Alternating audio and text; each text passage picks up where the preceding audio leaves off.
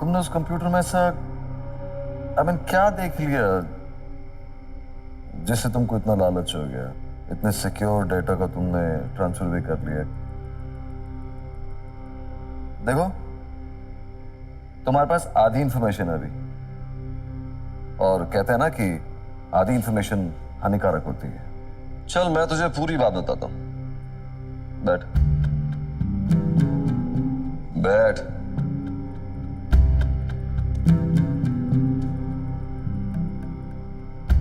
मुंबई शहर के बीचों बीच में ना एक बहुत बड़ी बस्ती है जिसका नाम है शिवाजी नगर। 27 एकड़ में फैली जमीन में करीब 10,000 झोपड़ियां हैं, और लोकेशन इतना बढ़िया है कि हम लोग चाह रहे हैं कि यहाँ पे बहुत कमाल का कॉम्प्लेक्स बनाए। सीधी सी बात है, इसके लिए उन सब झोपड़ियों को तो हटाना ही होगा। फाइनली 2,000 अमीरों के ऐशो आराम का सवाल है। अब उसके लिए 50-60 हजार गरीबों की तो कुर्बानी होगी ना। एक दस्तूर है, शास्त्रों में भी तो ये लिखा है कि गरीबी बहुत बड़ा श्राप है, और जितनी जल्दी उससे पीछे छोड़ाओ उतना अच्छा तुम्हारे लिए। वैसे भी ये सब झोपड़ियां इलीगल हैं, इसमें कोई पैसे की लेन देन नहीं है, इसलिए हम लोग भी कोई पैसा नहीं देंगे। उसूल है भाई, बिजनेस। और इस काम के लिए जो कानूनी पेपर्स लगे हैं वो भी तुम जैसे किसी लड़के ने बना के दिया है। तुम्हारे चेहरे पे ये प्रश्न चिन्ह आ रहा है ना कि इससे मुझे क्यों बता रहा है, हा?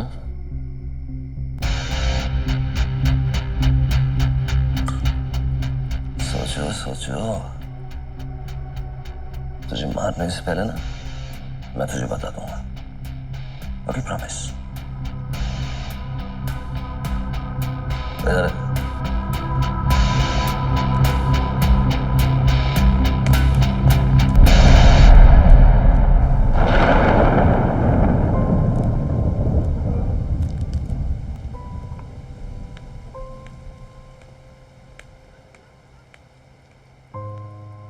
30 साल में पहली बार आपने मेरे से कुछ छुपाया है।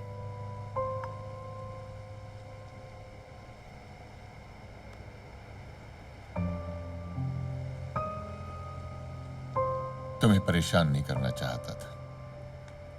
अब पता नहीं अब हम क्या करेंगे। राहुल को वापस लाएंगे, और फिर उसके बाद जिन्होंने भी ये किया है उन्हें सजा दिलवाएंगे। छोड़ूंगा नहीं, छोड़ूंगा नहीं। इमरजेंसी में जेल गया हूं, अन्याय के खिलाफ लड़ा हूं, बहुत कुछ खोया है मैंने, इस सब के लिए नहीं।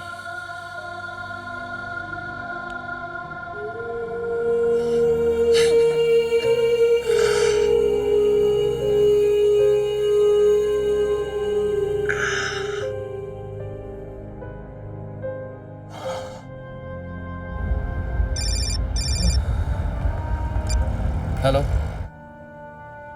तो हम पैसे दे रहे हैं। बेटा मैं क्या करता, मैं और भाई साहब गए थे पुलिस स्टेशन। हमने एसीपी से बात भी की थी, और उन्होंने यकीन दिलाया था कि वो राहुल को ढूंढने की पूरी कोशिश करेंगे। पर तुम्हारे पापा इतने डरे हुए हैं, और तुम तो जानते हो कि वो क्यों डरे हुए हैं। जानता हूं और समझता भी हूं अंकल। बस आपसे एक रिक्वेस्ट है कि आगे जो भी हो रहा है मुझे आप प्लीज बताते रहिए। या श्योर श्योर। और जब तक राहुल वापस नहीं आएगा मैं कहीं नहीं जा रहा। ठीक है ठीक है, जैसे तुम्हें ठीक लगे।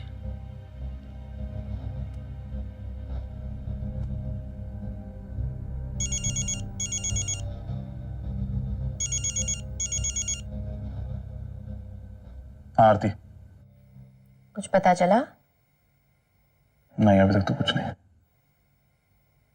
मैंने बस ये कहने के लिए फोन किया कि मैं हमेशा तुम्हारे साथ हूँ। मुझे पता है, थैंक्स। मेजर साहब, थैंक्स और सॉरी बोलना मना है।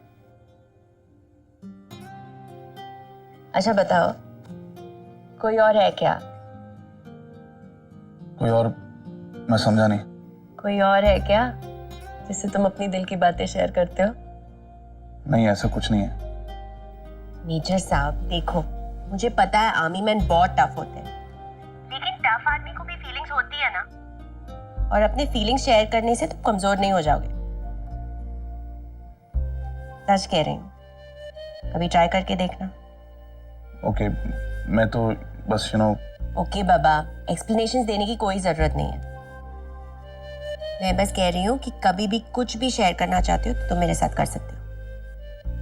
रिपोर्टर आरती के फोन लाइंस और कान आपकी बातें सुनने के लिए हमेशा रेडी है।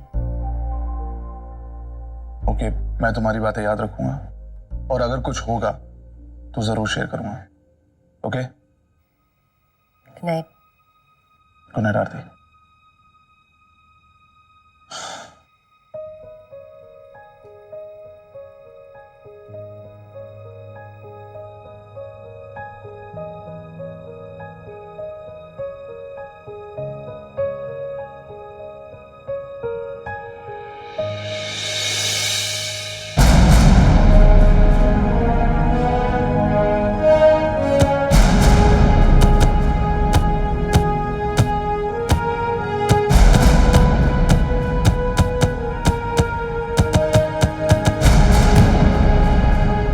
मानता हूं कि तुम्हारे लिए हर चीज मुमकिन है, बट आई डाउट कि ये तुमसे हो पाएगा। कोशिश करके तय करें major. Alright, all the best.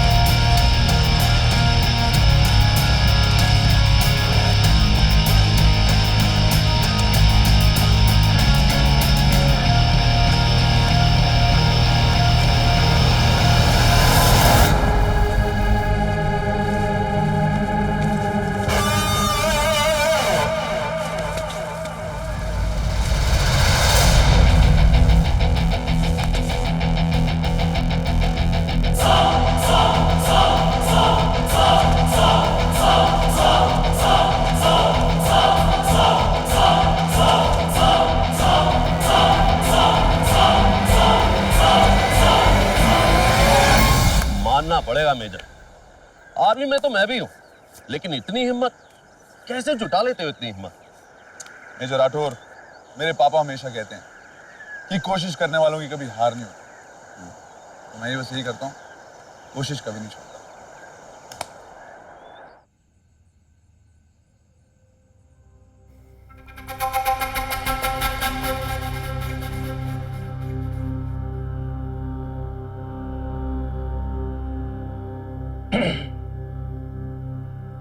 Sir मेरी मानो तो राहुल को छोड़ देना चाहिए सर। सर अगर उसे कुछ हुआ ना तो बवाल हो जाएगा।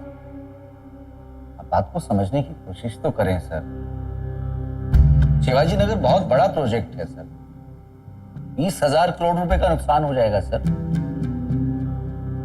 एक कहानी सुनोगे? एकदम ट्रू स्टोरी। एक छोटे से शहर में एक जमीन की दलाली करता था। छोटा सा, ठीक ठाक अपना कमा लेता था, रहता जमीन पे था। उसके सपने बड़े बड़े थे। फिर एक दिन उसे अपनी वो लंबी छलांग लगाने का मौका मिल गया। वहां का एक लोकल एमएलए था। उनकी नजर एक पुराने मकान पर पड़ गई। अब नेताजी ने बड़ी कोशिशें की वो मकान हथियाने का, लेकिन कुछ हुआ नहीं। मकान मालिक एक पुलिस ऑफिसर था और वो भी ईमानदार टाइप का जो है। तो वही मिन्नतें की बड़ी हमारे एमएलए साहब ने, लेकिन कुछ हुआ नहीं। और फिर वहां पे हुई अपने हीरो की एंट्री, जुबुक।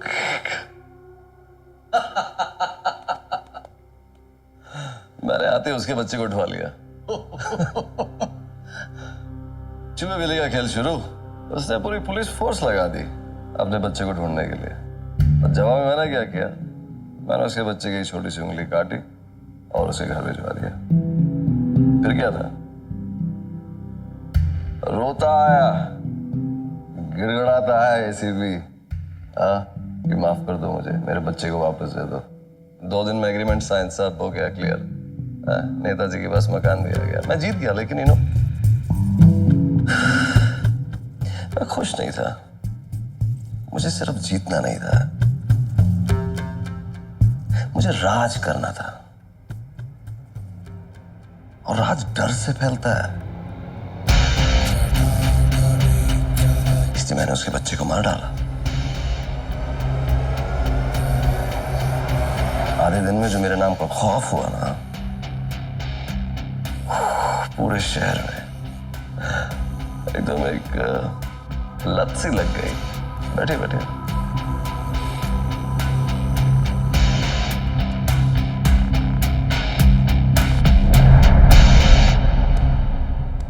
That's the word ना, लत लग गई। एक अजीब सा नशा है।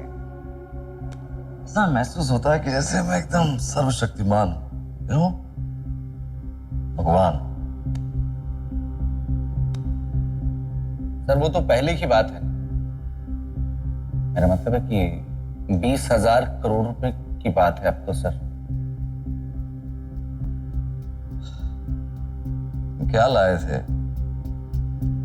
जो तुमने खो दिया? तुमने जो लिया यहीं पे लिया, तुमने जो दिया यहीं पे दिया। मुझे कुछ खोने का डर नहीं है, इसलिए मुझे डराने की कोशिश मत करो। गलती उस लड़के की है जिसने मुझे अभी तक पेन ड्राइव के बारे में नहीं बताया। मुझसे डरता नहीं है वो, ये ठीक नहीं है। उसे डरना होगा, उसे डरना पड़ेगा। और उसकी इस गलती के लिए उसका पूरा परिवार भुगतेगा। कोई नहीं बचेगा, कोई नहीं बचेगा। कल से होगा उसके परिवार के अंधकार।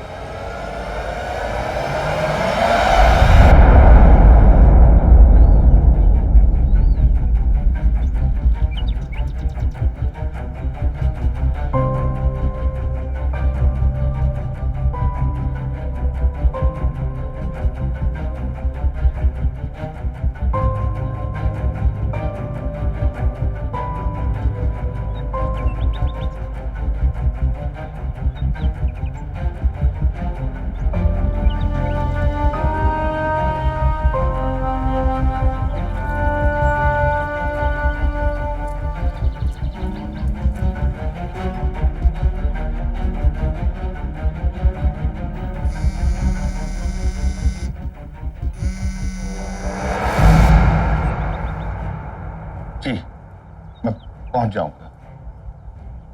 हाँ, रेडी है।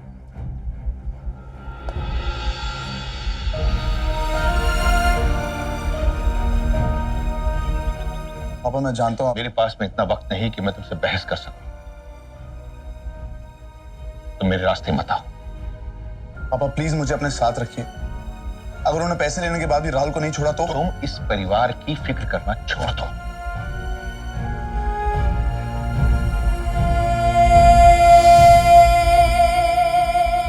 अच्छा हुआ प्रधान कि तुम आ गए। आ जाओ।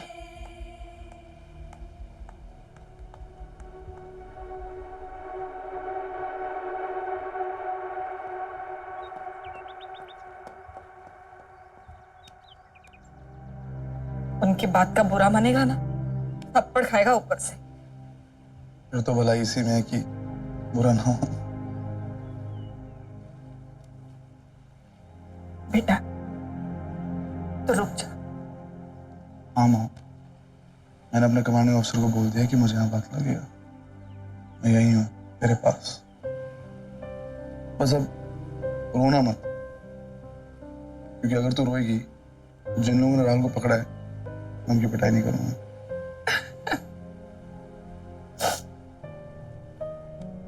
मुझसे कुछ नहीं होगा। Okay?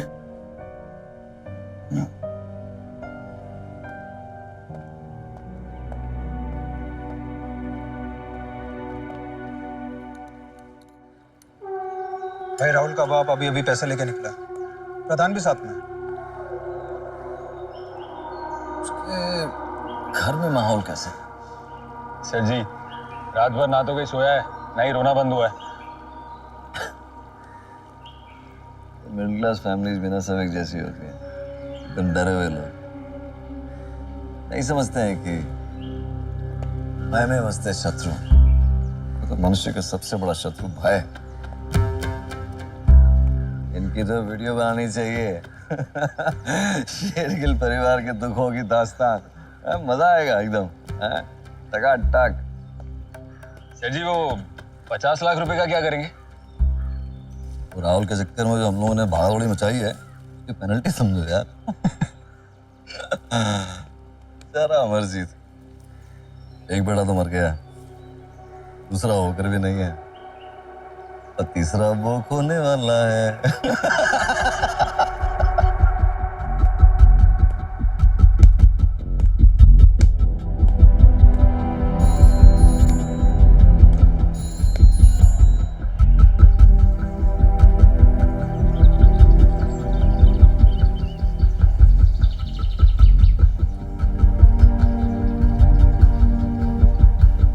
No, this is not done, Rajveer.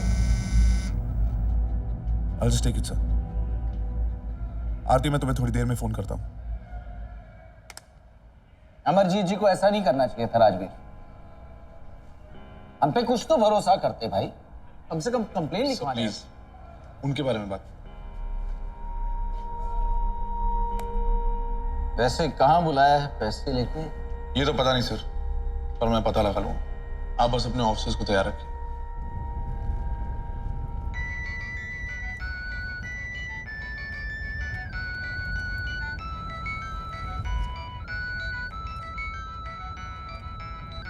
ये क्लाइंट का फोन है। यस खुराना साहब, बताइए। काका, पापा ठीक है? आप लोग पहुंच गए हैं? हाँ हाँ, अभी थोड़ा वक्त लगेगा, वो किसी काम में अटके हुए हैं। आप प्लीज मुझे उस जगह का एड्रेस बता सकते हैं? ठीक है, मैं अभी ऑफिस का एड्रेस मैसेज करता हूँ। ओके। भाई साहब, आपको नहीं लगता आप राजवीर के साथ गलत कर रहे हैं? नहीं लगता? शायद, लेकिन बहुत भरोसा किया था मैंने उस पर। हाँ, लेकिन एक बार उसकी बात तो सुन लेते हैं। किवी के साथ एग्जैक्टली एक बार। प्रधान, बहुत प्यार किया है उससे। उसकी बात ना सुनने का दुख मुझे भी है, पर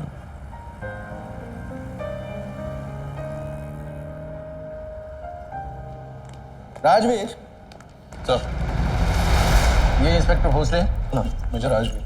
सब इंस्पेक्टर जाधव। हेलो मुझे राजवीर। ये लोग हमारे साथ रहेंगे।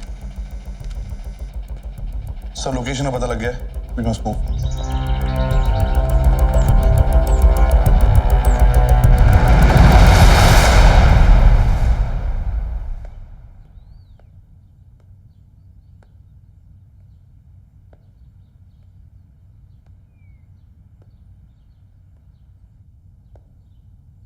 अरे आओ आरती बेटा।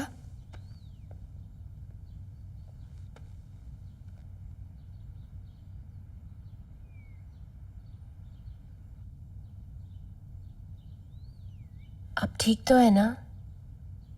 हाँ, मैं ठीक हूँ। वो एक्चुअली मैंने राजवीर को फ़ोन किया और उसने कहा कि वो फ़ोन करेगा, पर अब तक फ़ोन आया नहीं, तो मैंने सोचा कि मैं खुद आकर पूछ लेती हूँ। सब ठीक है ना? राजवीर मुझे बता के तो नहीं गया कि वो कहाँ चला गया है, लेकिन मुझे यकीन है कि वो ज़रूर राहुल को वापस लाने गया होगा। उसके पापा भी यही कोशिश कर रहे हैं। वो कुछ पैसे लेकर गए हैं ताकि राहुल को छुड़वा कर ला सके। राहुल बहुत हिम्मत वाला है, उससे कुछ नहीं होगा। आप बस हिम्मत मत हारिए, ओके? बेटा, जब एक माँ अपने 22 साल के बेटे को खो देती है ना, तब उसकी जिंदगी उम्मीद के सहारे ही चलती है। मैं बस अब यही उम्मीद कर रही हूं कि मेरा राहुल चंगा भला लौट आएगा और ये मुसीबत का वक्त गुजर जाने के बाद राजवीर और उसके पापा के बीच की दूरियां भी मिट जाएगी। आप बहुत बहादुर हो। अगर मैं आपकी जगह होती तो तुम भी तो वही कर रही हो। राजवीर का इंतजार। बेटा, हम मिडिल क्लास लोगों की जिंदगी उम्मीद के सहारे ही तो टिकी रहती है। हालात चाहे कुछ भी हो, हम उम्मीद नहीं हार सकते।